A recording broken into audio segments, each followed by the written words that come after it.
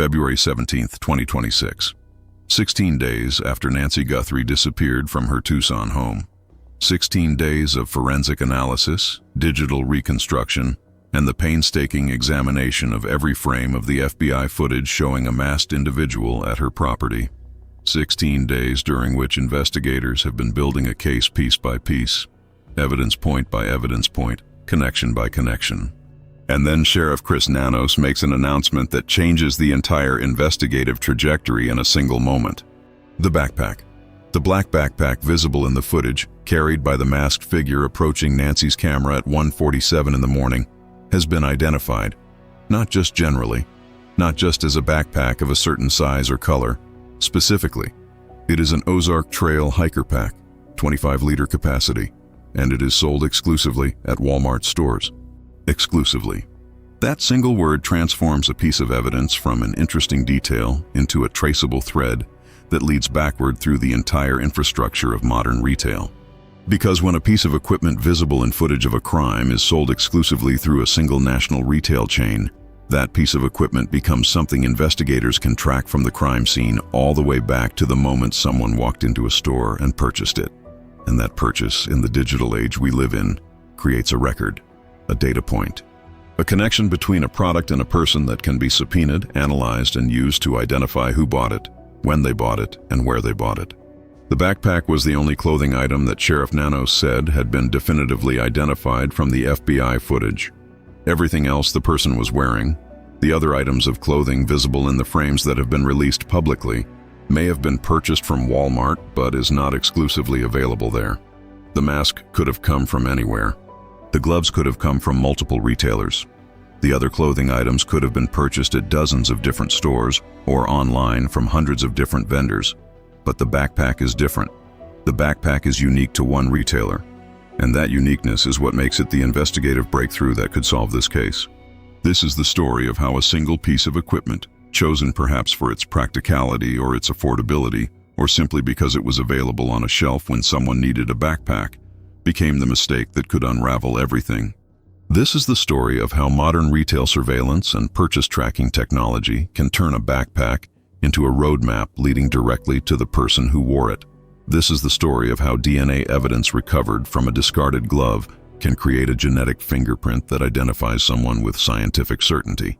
And this is the story of the investigative work happening right now, 17 days into Nancy Guthrie's disappearance, as multiple threads of evidence begin to converge in ways that investigators believe will lead them to the person responsible. If you want to understand how a single detail can break a case wide open, if you want to see how forensic investigation combines with modern retail data and DNA analysis to create trails that perpetrators never anticipated leaving, then you are in exactly the right place. Subscribe to True Crime Vault right now and hit that notification bell because this case is moving fast and the developments are coming in real time as investigators work around the clock to trace every lead. Hit that like button as well. This is the kind of investigative journalism that deserves to reach everyone following this case. Everyone who wants to understand how real detective work actually gets done in the modern era. Now let us break down exactly what this Walmart backpack means, what the DNA evidence from the glove tells us, and how these two threads of evidence are converging in ways that could identify the person who came to Nancy Guthrie's home on the night of January 31st. To understand why the identification of this specific backpack is such a significant breakthrough, we need to understand several interconnected things simultaneously. The nature of the Ozark Trail brand and its market position, the exclusivity of its retail distribution and what that means for investigative tracing, the digital infrastructure of modern retail transactions and how every purchase creates multiple layers of data, the investigative methodologies that law enforcement uses to trace products from crime scenes backward through retail chains to their purchase points, and the legal frameworks that allow investigators to subpoena retail records and obtain information about who bought what and when. Let us start with Ozark Trail itself, because understanding the brand is essential to understanding why its exclusivity matters so much.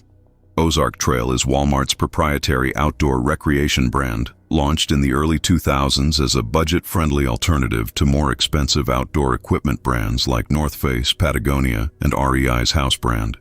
The Ozark Trail line includes tents, sleeping bags, backpacks, camping equipment, outdoor clothing, and a wide range of other products designed for recreational outdoor use. The quality is positioned as good enough for casual outdoor enthusiasts while being substantially cheaper than premium brands. And critically, importantly, fundamentally for this investigation, Ozark Trail products are sold exclusively through Walmart. Not at Target, not at sporting goods stores like Dick's Sporting Goods or Academy Sports, not at outdoor recreation specialty retailers like REI or Cabela's, not through Amazon's direct retail operation, though third-party sellers on Amazon who originally purchased from Walmart sometimes resell Ozark Trail products. When you see an Ozark Trail product, when you identify it by its branding and its specific design characteristics, you know with absolute certainty that it came from Walmart at some point in its chain of custody from manufacturer to end user. That exclusivity is exactly what makes it valuable as forensic evidence in a way that a generic backpack or a backpack from a brand sold through multiple retailers would not be. The specific model visible in the FBI footage has been identified as the Ozark Trail Hiker Pack, 25-liter capacity. This is not just a general product category.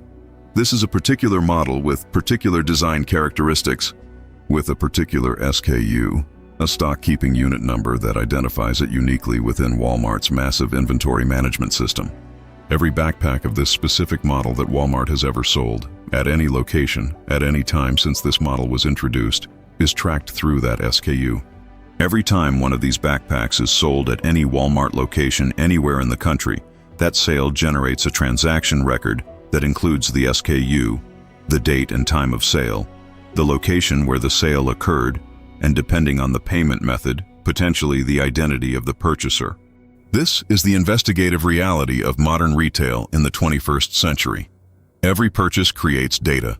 Every transaction generates a record.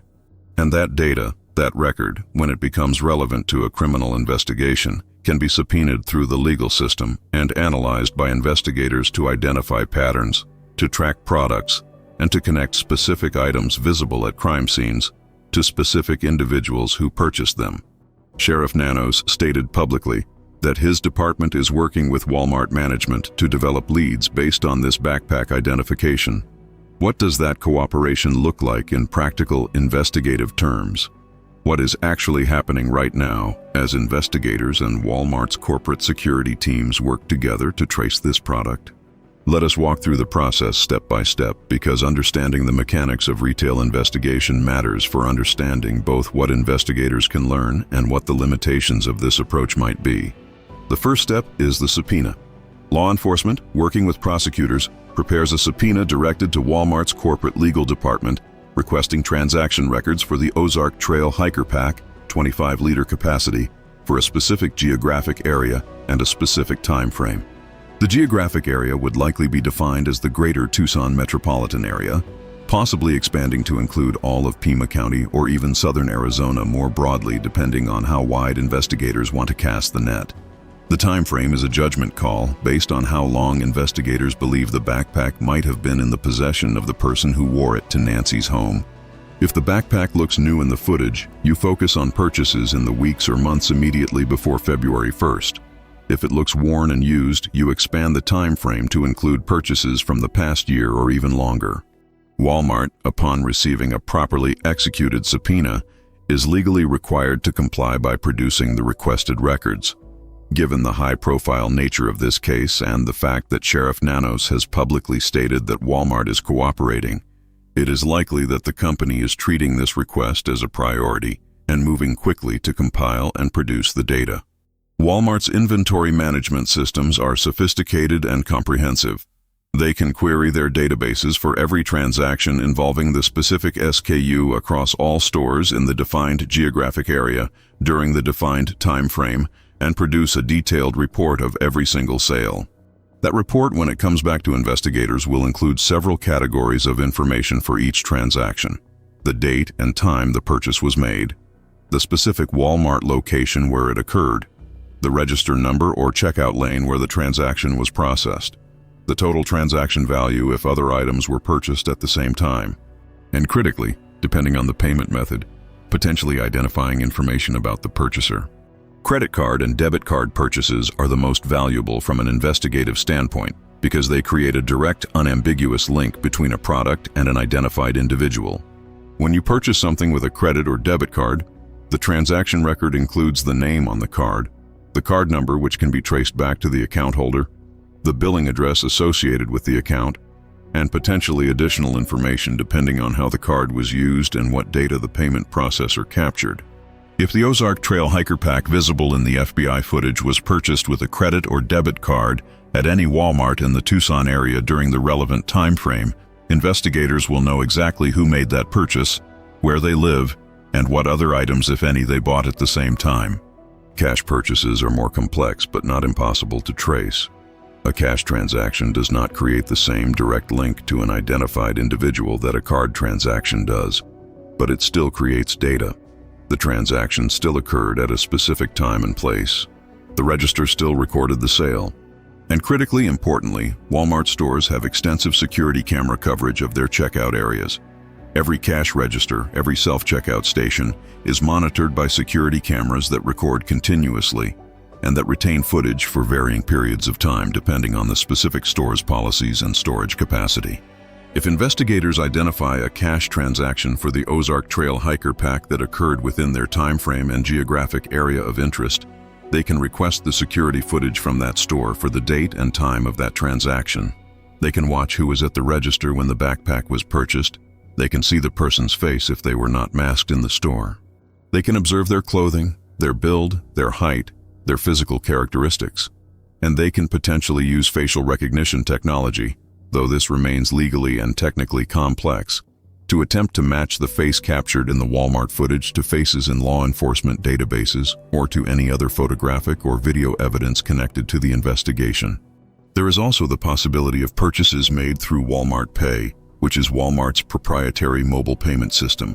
Walmart Pay transactions are processed through the Walmart app on a customer's smartphone and are linked to the customer's Walmart account. These transactions create the same kind of detailed purchaser identification that credit and debit card transactions do, along with additional data about the customer's app usage, their purchase history, and potentially their location data if the app has location services enabled. The investigative process, then, looks something like this. Walmart produces a list of every transaction for the Ozark Trail Hiker Pack in the defined area and time frame. That list might include dozens of transactions, or it might include hundreds, depending on how popular the product is and how broad the search parameters are. Investigators begin working through that list systematically. For every card transaction, they pull the purchaser information and begin building a profile. Who are they? Where do they live? Do they have any connection to Nancy Guthrie's neighborhood? Do they have a criminal history?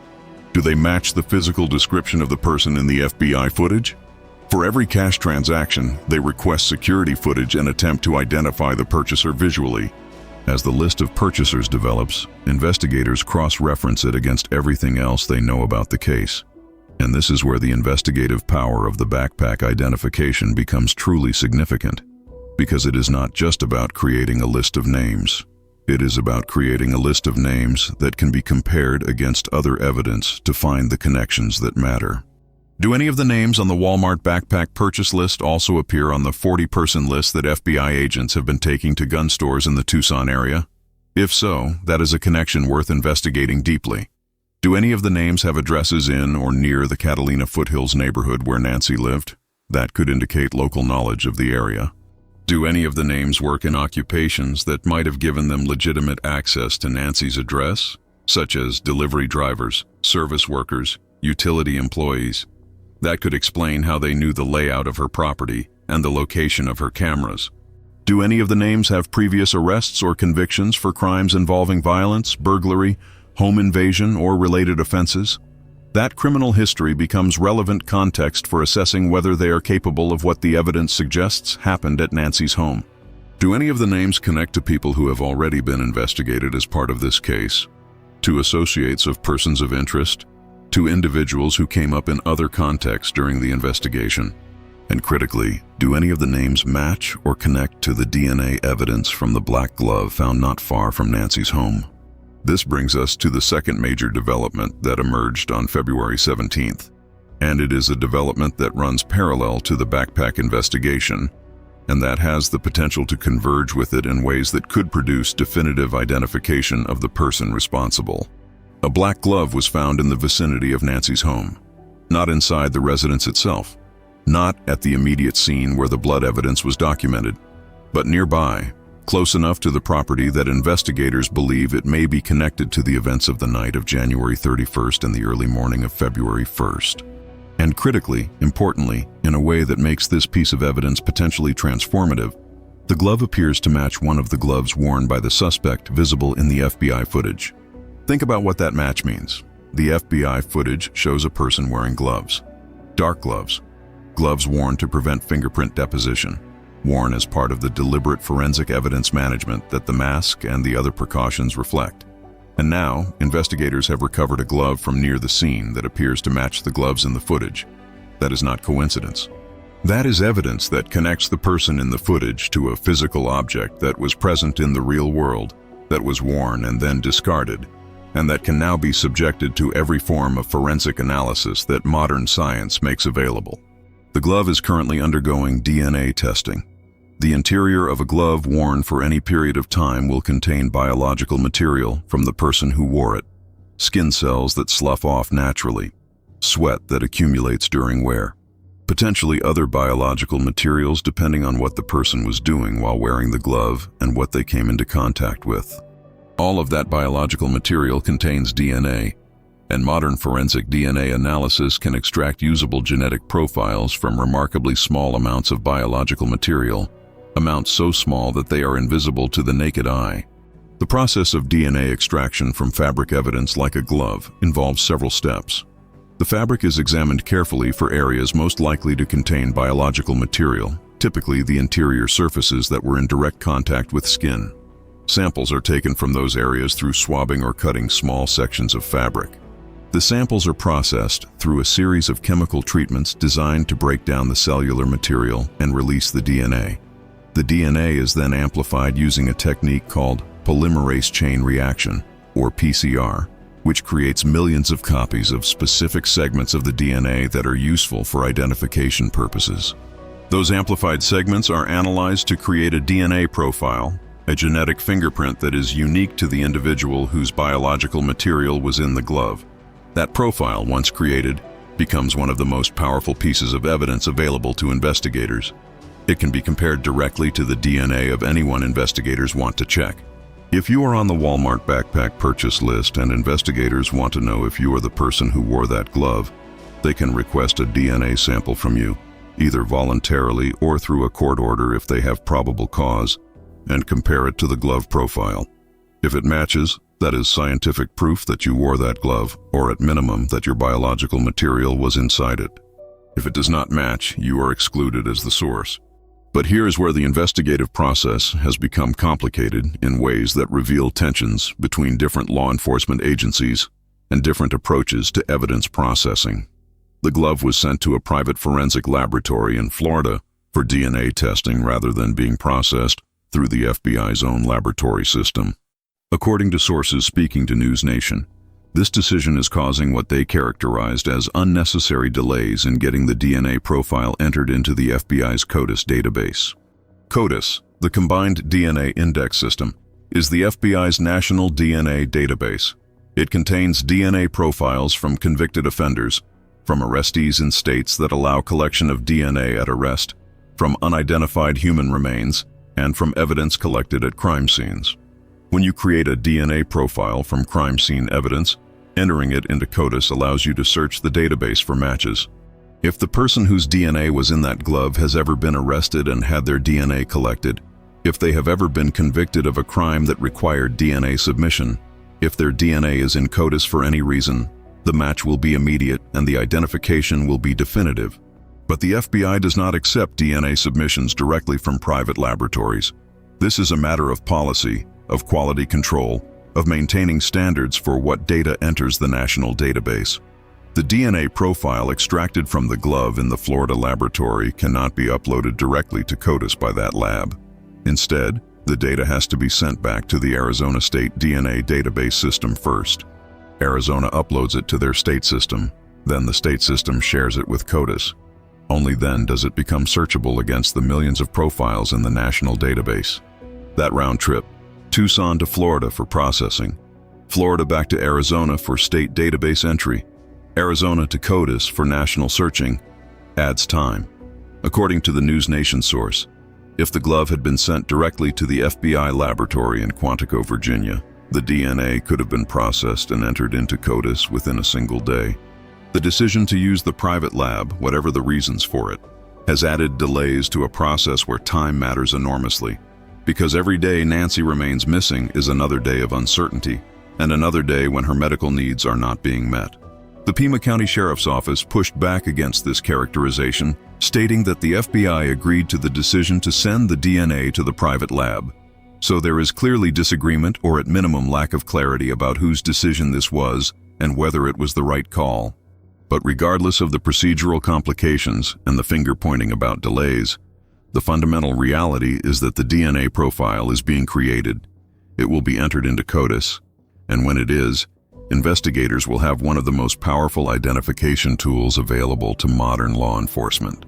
If the DNA matches someone in CODIS, the case potentially breaks open immediately. Investigators will know who wore that glove. They will know if that person purchased an Ozark Trail Hiker Pack from Walmart. They will know if that person is on the 40 name list. They will know if that person has connections to Nancy's neighborhood or to her life. And they will have probable cause for arrest based on the DNA connection to evidence found at the scene of her disappearance.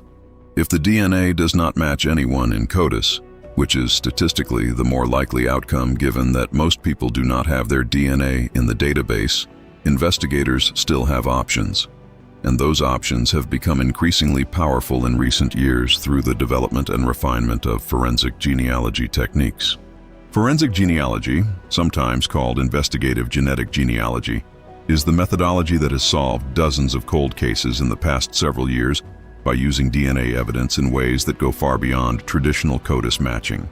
The technique works by taking a DNA profile from crime scene evidence and uploading it to public genealogical databases like GED Match, Family Tree DNA, or other platforms where people have voluntarily uploaded their own DNA data from consumer genetic testing services like 23andMe or Ancestry.com.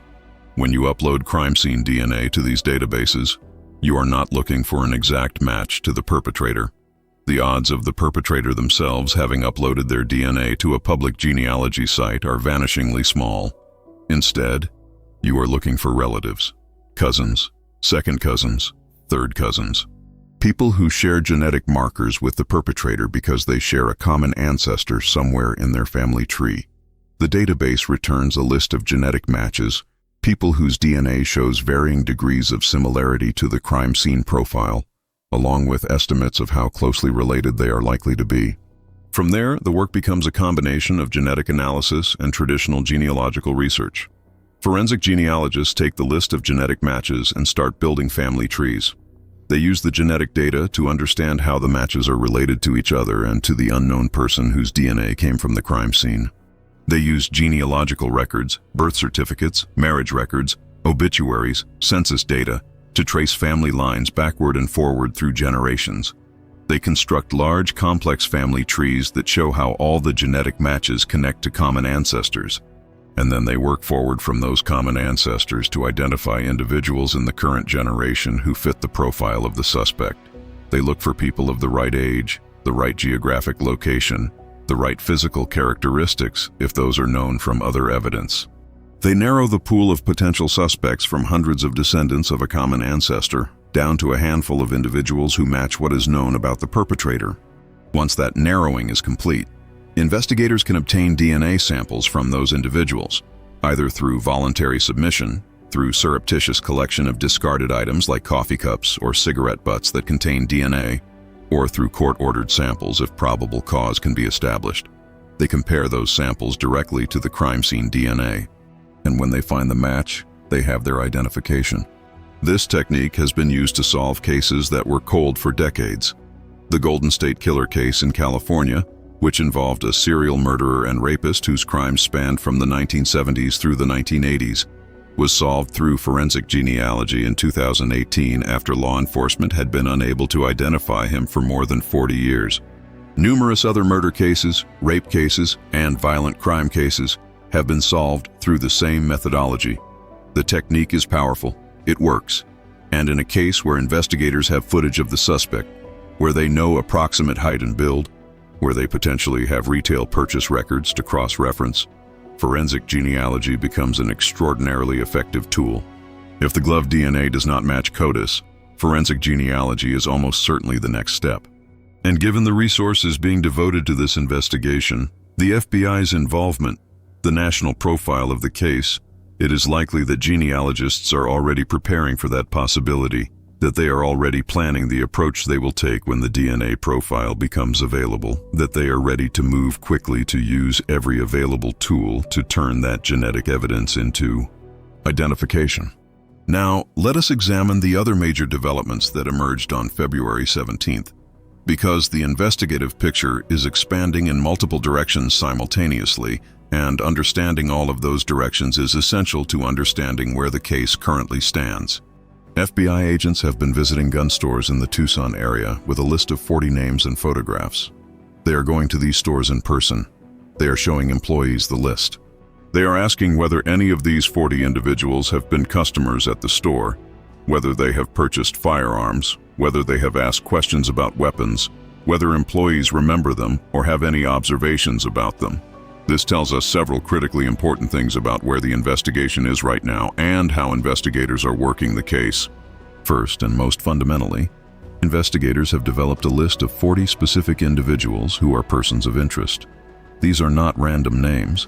This is not a broad dragnet that includes everyone who lives in the Catalina foothills, or everyone who works as a delivery driver, or everyone who has a criminal record. This is a curated, prioritized list of people who, based on the evidence that investigators have gathered, warrant serious investigative attention. The fact that the list is limited to 40 names tells us that investigators have been able to narrow the universe of potential suspects substantially. They are not working from a list of thousands or even hundreds. They are working from 40.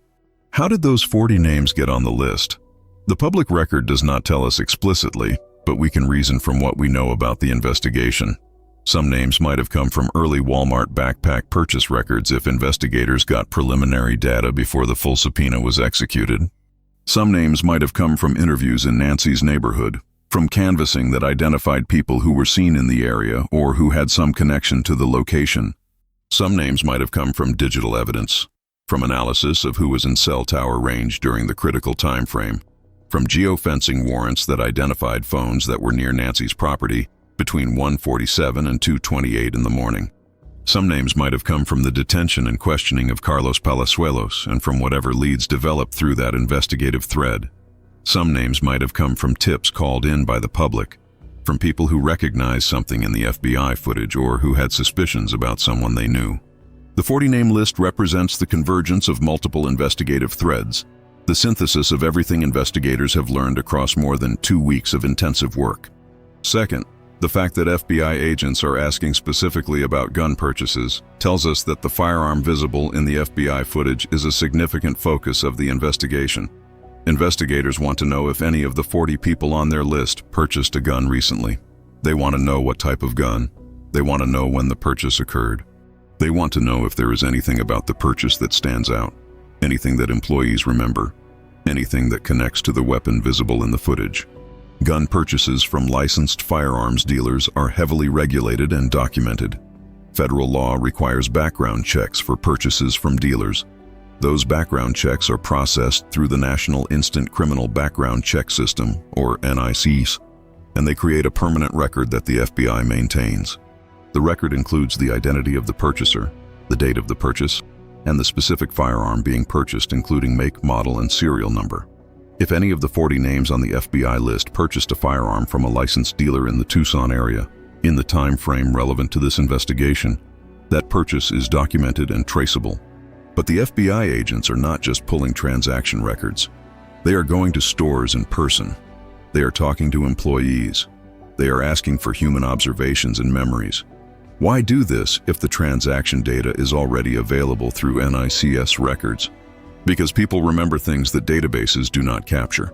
An employee might remember that someone on the list came in multiple times looking at weapons before finally buying one, which could suggest planning and deliberation.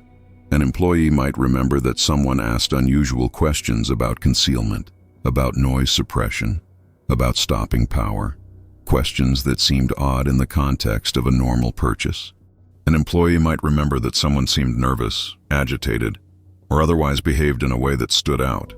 Human memory and observation provide context and texture that transaction logs cannot. And in an investigation where understanding the perpetrator's state of mind, their planning, their intentions, matters enormously, those human observations can be as valuable as the hard data of what was purchased and when. The visits to gun stores also serve another investigative function. They create pressure and visibility. Gun store employees talk to each other. They talk to customers. Word spreads in the firearms community that the FBI is actively investigating, that they have a list of names, that they are asking questions. That pressure can produce results. It can cause people who know something to come forward. It can cause people connected to the crime to make decisions driven by the knowledge that investigators are closing in, and those decisions can create new evidence, new leads, new opportunities for investigators. On February 17th, the Pima County Sheriff's Office made a public statement that fundamentally changes one dimension of how this case should be understood and discussed. The family has been cleared as potential suspects, all family members, all spouses, everyone connected to the Guthrie family, officially, publicly, unambiguously. The statement from the Sheriff's Office said that the family has been nothing but cooperative and gracious, and are victims in this case. It went further, asking the media to exercise professionalism and compassion when reporting and stating that suggesting the family is anything other than victims is cruel. This is strong language. This is law enforcement using its public platform to shut down speculation, to draw a clear line, to state definitively that the family is not involved. This matters for several reasons. First, it tells us that investigators examined the family members thoroughly. When you are the last person to see someone alive, when you are the person who drove them home just hours before they disappeared, you become someone law enforcement looks at very carefully. That is not an accusation. That is standard investigative protocol. Tommaso Cioni was examined. His home was searched. His digital records were analyzed. His timeline was verified. His alibi was checked and double-checked. And at the end of that examination, investigators determined that he is not involved. The same thoroughness would have been applied to all family members. Annie Cioni, Nancy's daughter and Tommaso's wife. Savannah Guthrie herself. Cameron Guthrie, Nancy's son. Anyone who had close family connection, anyone who might have had knowledge of Nancy's routines or access to her home, anyone who might have appeared in any way connected, would have been investigated. And the public clearing of the entire family tells us that every one of those investigations concluded with the determination that they are not responsible. Second, the public clearing removes an entire category of speculation from the case. There has been online discussion, social media theorizing, comment section speculation about whether Tommaso was involved, whether there was something suspicious about him being the last to see Nancy, whether the search of his home meant he was a suspect. The Sheriff's Office has now stated clearly and unambiguously that this speculation is wrong. It is not supported by the evidence. It is harmful to people who are victims of this crime, not perpetrators of it, and it needs to stop. Third, the statement tells us that the 40 names on the FBI list, the people being investigated through the gun store visits, and presumably through other investigative avenues, do not include family members. The investigation has moved away from the family and toward other leads, other connections, other individuals who the evidence suggests may be involved. This is how investigations are supposed to work. You examine everyone who might be connected. You follow the evidence. You clear people when the evidence clears them. You focus your resources on the leads that remain viable. The family has been cleared. The investigation has narrowed. And the focus is now on the leads that the backpack, the DNA, the 40-name list, and all the other evidence have developed. There is another development that warrants attention, though it is more difficult to assess in terms of its significance. TMZ reported on February 17th that it had received a fourth email from someone offering information about kidnappers in exchange for Bitcoin payment. This is separate from the earlier ransom demands that TMZ and other media organizations received in the days immediately following Nancy's disappearance. TMZ responded publicly, offering to work with the email sender to transmit information to the FBI, and to ensure they would receive any reward money that was available. The continued flow of communications to media outlets about the case is one of the more unusual aspects of how this investigation has unfolded. If someone genuinely had information about who took Nancy or where she is, the direct path to reward money and to helping the investigation would be to contact the FBI tip line, to call Crime Stoppers, to use one of the established channels that exist specifically for this purpose. The decision to instead send emails to TMZ requesting Bitcoin in exchange for information suggests one of several possibilities. It could suggest someone who does not trust traditional law enforcement channels and who prefers the perceived anonymity of cryptocurrency transactions. It could suggest someone who is attempting to maintain distance from official investigation in ways that tip lines, even anonymous ones, do not allow. It could suggest someone engaged in a fraud or a hoax who believes they can extract money from the situation by claiming to have information they do not actually possess. Or it could suggest someone who genuinely has information but whose circumstances or background make them reluctant to contact law enforcement directly. Without knowing the content of these emails or having access to the investigation into them, it is difficult to assess which of these possibilities is most likely. What we do know is that 2 ransom deadlines have already passed without any public indication that they were met or that they resulted in Nancy's return. The February 9th deadline came and went. If there was a second deadline, it also passed, and Nancy remains missing.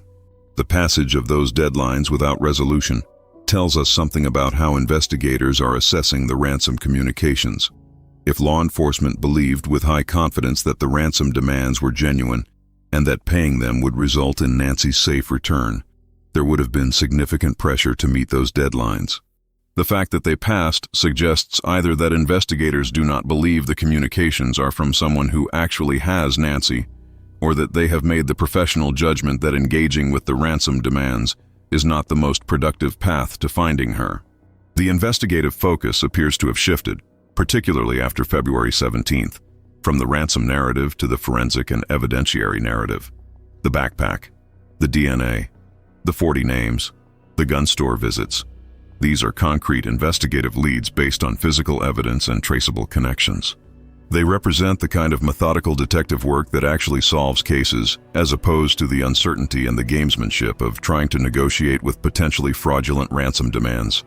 Also on February 17th, an attorney from Milwaukee, Wisconsin, named Michael Huppy, announced that he was offering a $100,000 reward through Crime Stoppers for information leading to an arrest in Nancy's case. This reward is separate from the FBI's reward, which is also $100,000. But the structure of the 2 rewards is different in a way that Huppy believes matters significantly. The FBI reward requires personal information from tipsters. If you call the FBI tip line with information that leads to an arrest and conviction, you can receive up to $100,000. But you have to identify yourself. The FBI needs to know who you are so they can follow up on your tip, so they can ask additional questions, so they can potentially call you as a witness if the case goes to trial. That requirement, while reasonable from the FBI's investigative perspective, creates a barrier for people who have information but who do not want to identify themselves to law enforcement. The Crime Stoppers reward allows complete anonymity. You can call the Crime Stoppers tip line, provide information, and if that information leads to an arrest, you receive a code number. When the arrest is made and prosecutors confirm that your tip was instrumental, you use that code number to claim the reward. Crime Stoppers pays the reward without ever knowing who you are, without ever requiring you to come forward publicly or to law enforcement. Huppy's stated belief is that the FBI's requirement for personal information is deterring people from coming forward with tips, and that if the reward had been structured through Crime Stoppers from the beginning, the investigation might be further along. He said publicly that he does not like the way the investigation and the reward are being handled, and that he thinks it could have been done better. This is a critique of investigative strategy from someone outside law enforcement, and it represents a genuine tension between 2 valid but competing priorities. The FBI's approach prioritizes investigative thoroughness and the ability to follow up on tips with additional questions and investigation. If you provide information anonymously and then disappear, investigators cannot ask you to clarify details, cannot press you on how you know what you know, cannot use you as a witness if the case goes to trial. Requiring identification makes tips more useful from an investigative standpoint, even if it reduces the total number of tips received. The Crime Stoppers approach prioritizes maximizing the number of people willing to provide information by removing the barrier of having to identify yourself. If you are involved in criminal activity yourself, if you have immigration concerns, if you simply value privacy and do not want to be drawn into a legal process, Crime Stoppers allows you to provide information without those barriers. The trade-off is that the information becomes harder for investigators to follow up on and impossible to use in court if the tipster cannot be identified and called as a witness. Both approaches have solved cases. Both have value. Whether one is better than the other in this specific case is a judgment call that depends on facts we do not have access to. What matters is that there are now two separate $100,000 rewards available, structured in different ways, appealing to different motivations and comfort levels among potential tipsters. Someone who would not call the FBI might call Crime Stoppers. Someone who wants the FBI's institutional backing might prefer their tip line. Between the two rewards, the coverage is comprehensive. The FBI has also been using a technological tool in the search for Nancy that deserves explanation because it reveals how thoroughly modern investigative techniques are being applied to this case. The tool is described as a signal sniffer, and it is designed to detect the radio frequency signals transmitted by cardiac pacemakers. Pacemakers are active electronic devices. They monitor heart rhythm continuously, and in modern models they transmit data wirelessly to companion monitoring systems. That transmission occurs through radio frequency signals, typically in frequency bands specifically allocated for medical device communication. Those signals can be detected by specialized equipment designed for that purpose. A signal sniffer for pacemaker detection works by scanning the relevant frequency ranges and listening for the characteristic signal patterns that pacemakers emit. If Nancy's pacemaker is active and transmitting, and if she is within range of the detection equipment, the signal could theoretically be picked up. The range depends on the specific pacemaker model, the strength of its transmitter, the terrain, and environmental factors that affect radio signal propagation. In ideal conditions, some pacemakers can be detected from distances of several hundred feet or more. The use of this technology tells us that investigators are not limiting their search to conventional methods. They are not simply looking in places where someone might conventionally hide a person or where conventional evidence might lead them. They are using every technological capability available to try to locate Nancy's pacemaker signal and, by extension, to locate Nancy herself. The challenge with signal detection is that it requires the pacemaker to be transmitting, requires the equipment to be within range, and requires conditions that allow the signal to be detected over background radio noise and interference. It is not a magic solution that can locate someone from miles away. But in a search that covers specific areas based on other evidence, signal sniffing can be a valuable tool for confirming or ruling out whether someone with a pacemaker is present in a particular location. Now let us think systematically and comprehensively about what all of these investigative threads mean when examined together, because the convergence of evidence is where cases break and where identifications happen. Investigators now know that the person in the FBI footage was carrying an Ozark Trail Hiker Pack purchased exclusively through Walmart. They are working with Walmart to pull every purchase record for this product in the Tucson area during the relevant time frame. That will produce a list of names, a list of people who bought this specific backpack from Walmart, when and where it could have been the same backpack visible in the footage. Investigators have a glove that appears to match the gloves worn in the FBI footage, and that was found near Nancy's home. That glove is being DNA tested. When the profile is complete, it will be entered into CODIS and potentially used for forensic genealogy if CODIS does not produce a match. Investigators have a 40-name list of persons of interest that FBI agents are working actively, visiting gun stores with the list, asking about firearms purchases and observations, creating pressure and pursuing connections. Investigators have officially cleared the family, removing them from the suspect pool and allowing investigative resources to focus entirely on other leads.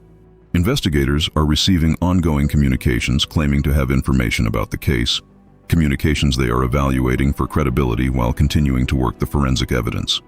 And investigators have two separate $100,000 rewards available through different channels to incentivize tips from people with information. The convergence happens when these threads connect. When a name on the Walmart purchase list matches the DNA from the glove, when a name on the 40-person FBI list also purchased an Ozark Trail Hiker Pack, when someone whose DNA is being tested also has a firearms purchase that matches the weapon in the footage, when multiple pieces of evidence point to the same individual in ways that cannot be explained by coincidence. That is how cases get solved, not through single dramatic breakthroughs in isolation, through the patient, methodical accumulation of evidence that builds piece by piece until the picture is clear enough to support probable cause for arrest and strong enough to support prosecution beyond a reasonable doubt. The person who chose that Ozark Trail backpack, the person who wore those gloves, the person who came to Nancy Guthrie's home at 1:47 in the morning on February 1st, 2026, made choices. They chose specific equipment. They purchased that equipment from specific places. They left that equipment or traces of themselves in that equipment at or near the scene. And every choice they made created a trail that investigators are now following backward from the crime scene to the person responsible. The backpack may be the mistake that breaks the case. The glove may be the evidence that identifies them definitively. The 40-name list may already include their name waiting to be confirmed through DNA or through Walmart records or through the convergence of evidence that makes their involvement undeniable. Nancy Guthrie has been missing for 17 days. Her family wants her home. Investigators are working every available lead with every available resource. And the evidence, the physical evidence, and the digital evidence, and the forensic evidence is converging in ways that suggest identification may be closer than it has ever been. If you have information about this case, if you purchased an Ozark Trail Hiker Pack in the Tucson area, if you know someone who did, if you saw something, heard something, or know something that might be relevant, contact law enforcement immediately. The FBI tip line is 1-800-CALL-FBI. The Pima County Sheriff's non-emergency line is 520-351-4900. Crime Stoppers allows anonymous tips. There are now $200,000 in rewards available.